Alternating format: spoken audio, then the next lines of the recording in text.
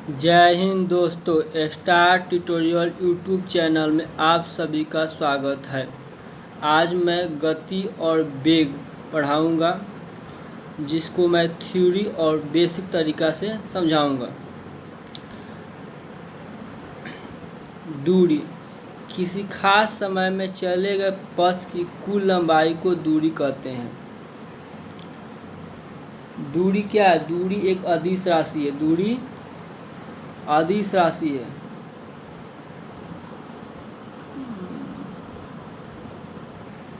दूरी एक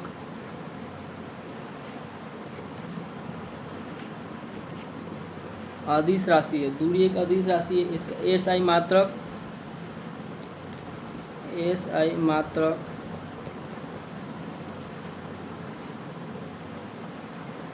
मीटर होता है।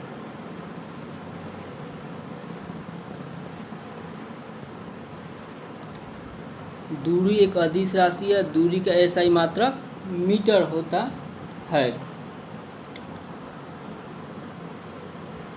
विस्थापन, न्यूनतम दूरी को विस्थापन कहते हैं। विस्थापन सदिश राशि है। विस्थापन क्या है?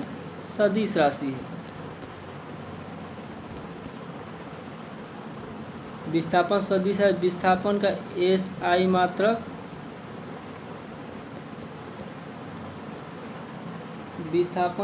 मात्रक मीटर होता है। इसका एसआई मात्रक क्या होता है? मीटर होता है।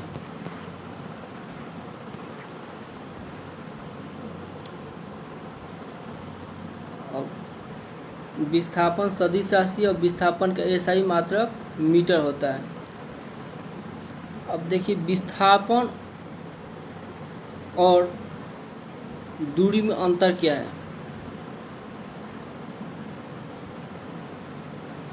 ये ए और बी दो दूरी है। यहाँ से यहाँ गए तो दूरी, मान लीजिए यहाँ से यहाँ इसका दूरी 2 मीटर है। तो यहाँ से यहाँ गए तो दूरी भी 2 मीटर, विस्थापन भी 2 मीटर। अगर यहाँ से यहाँ गए और फिर बैक यहाँ आ गए तो दूरी कितना होगा? 2 2 4 होगा, मगर विस्थापन शून्य हो जाएगा। विस्थापन क्या हो जाएगा? शून्य हो जाएगा, क्योंकि यहाँ जहाँ से गए फिर वहीं पे आ जाएंगे तो विस्थापन शून्य। आपको समझाने के लिए आइए दूसरा देखते हैं।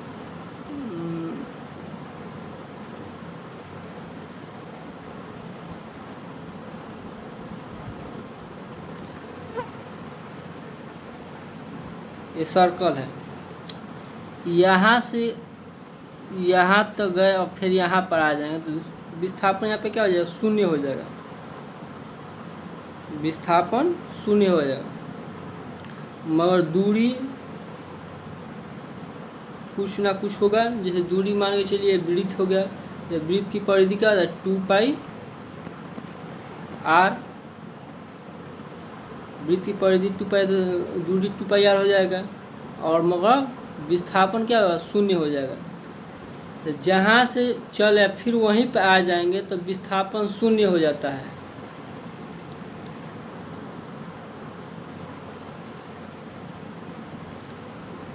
अब क्वेश्चन देखते हैं इसी पर। अगर किसी वस्तु को 5 मीटर ऊंचाई तक फेंका जाता है और पुनः वह पूर्वावस्था में आ जाता है तो दूरी और विस्थापन का अनुपात क्या होगा? मान लीजिए 5 मीटर फेंके, यहाँ से ऊपर फेंके तो 5 मीटर तक गए, अब फिर चलाया नीचे,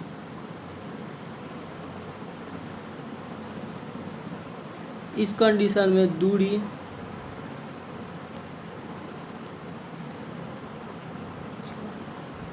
दस मीटर।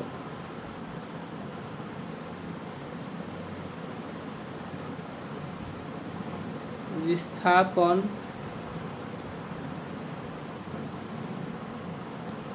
शून्य हो जाएगा। दूरी और विस्थापन के बीच का अनुपात क्या हो जाएगा? 10:0। उम्मीद करता हूँ कि आप सभी को समझ में आया होगा। यहाँ से स्टार्ट करेंगे वहीं पर फिर आ जाएंगे तो विस्थापन शून्य हो जाएगा और दूरी दुगुना हो जाएगा। समझाते हैं। और दूरी और विस्थापन में अंतर। दूरी केवल परिणाम को व्यक्त करता है।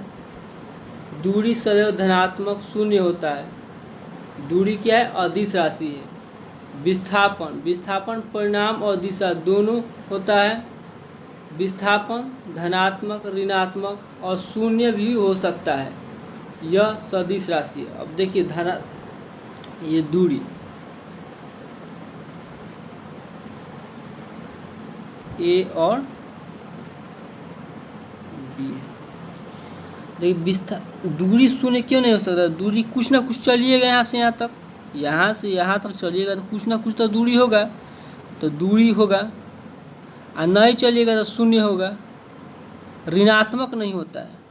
अब विस्थापन ऋणात्मक कैसे हो जाता है? यहाँ से गए, यहाँ तक आए और फिर रिटर्निंग में क्या किए? इधर चले आए इतना दूर, तो ये जो है दूरी क्या होगा? ऋणात्मक में हो जाएगा। तो विस्थापन ऋणात्मक हो सकता है, दूरी ऋणात्मक कभी नहीं होती है। दूरी ऋणात्मक कभी नहीं होता है। विस्थापन धनात्मक, ऋणात्मक, शून्य तीनों हो सकता है।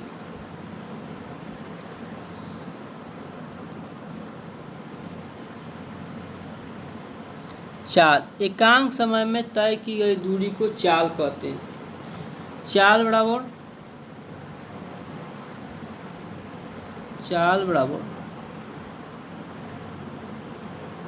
दूरी बटा समय।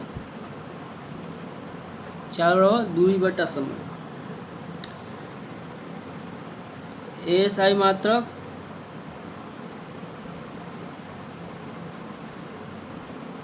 इक्वल टू मीटर पर सेकेंड।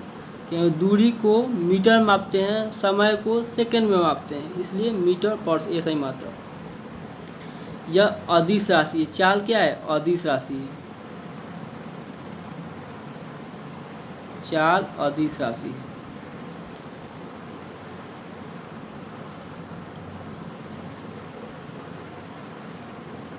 वेग, एकांक समय में तय किए गए विस्थापन को वेग कहते हैं। वेग किसे कहते हैं? एकांक समय में तय किए गए विस्थापन को वेग कहते हैं। वेग बराबर क्या होता है? वेग इक्वल टू विस्थापन बटा समय।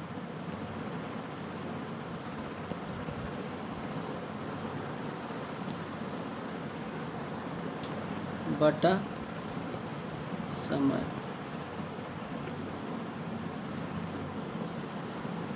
विस्थापन को किस में मापते हैं? मीटर में। समय को सेकेंड में। इसका ऐसे मात्रा क्या होगा? मीटर पर सेकेंड। और वेग क्या है? सदिश राशि है। वेग सदिश राशि है।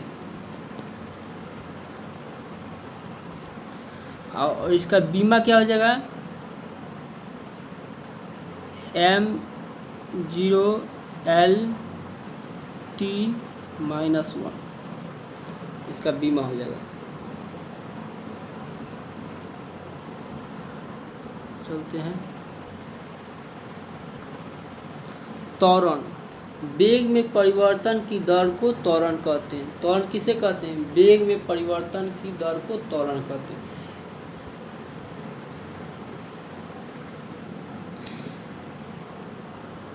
देखिए वेग आगे दो प्रकार का होता है। वेग समझा दें, वेग दो प्रकार के होते हैं। एक प्रारंभिक वेग और एक अंतिम वेग होता है।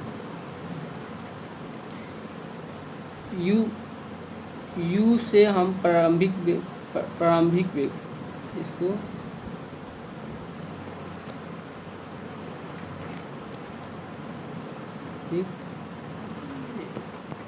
प्रारंभिक वेग को u से डिनोट करते हैं और v से अंतिम वेग को।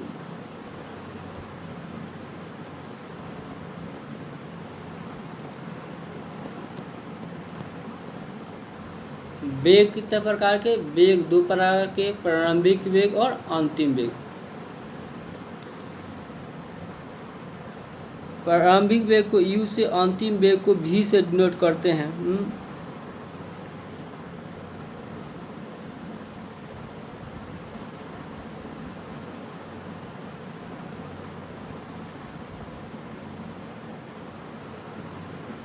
तो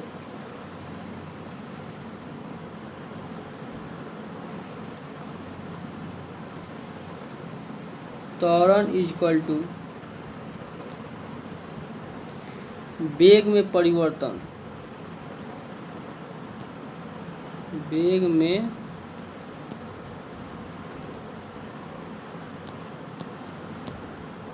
परिवर्तन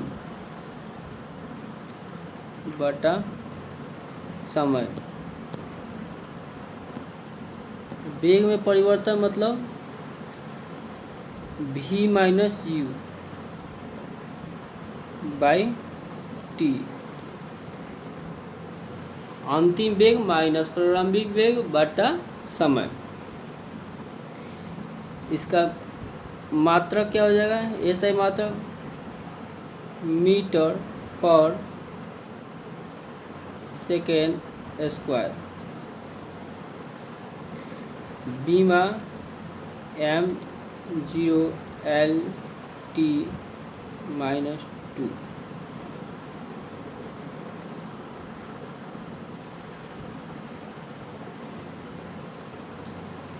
वेग और गति,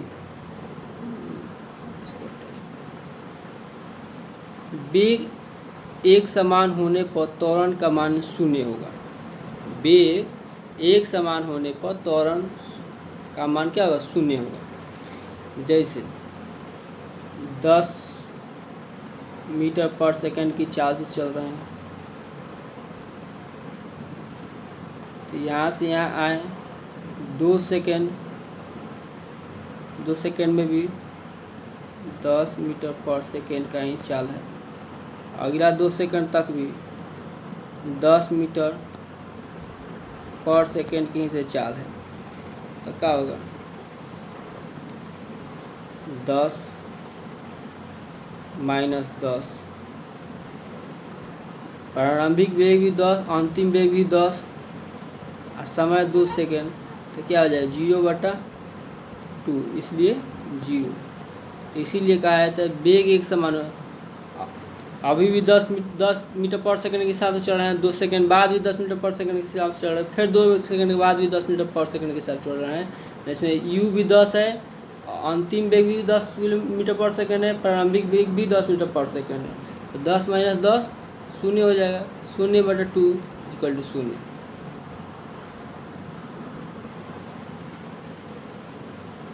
जब वस्तु का वेग एक समान रूप से बढ़ता है तो त्वरण का मान समान रहता है।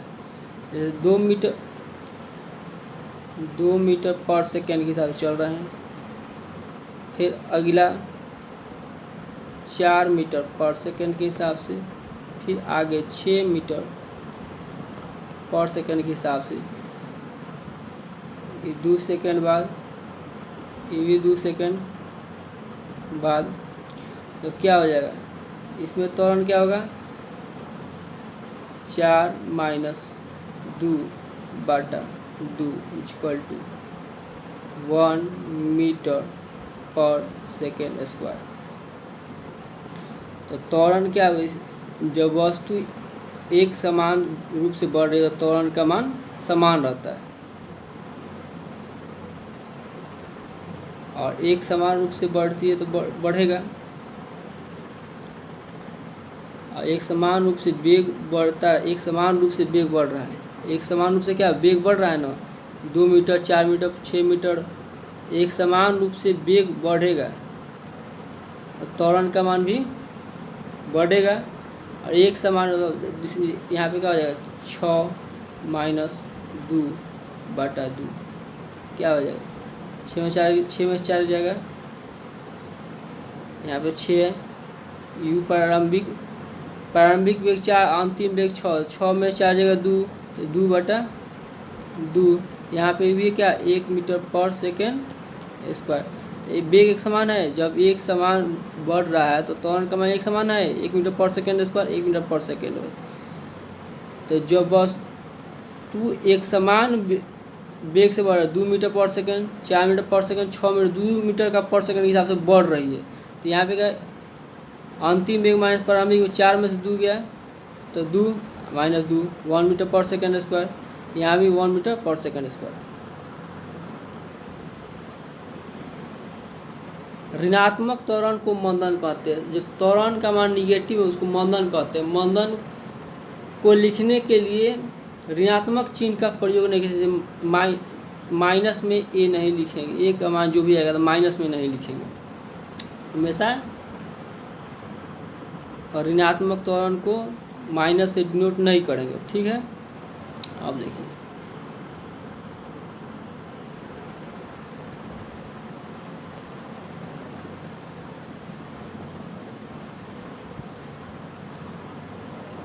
गति के 3 समीकरण के नियम। गति के समीकरण के 3 गो फॉर्मूला है। प्रथम फॉर्मूला क्या है गति के समीकरण? v equal to u plus a t गति का प्रथम समीकरण है।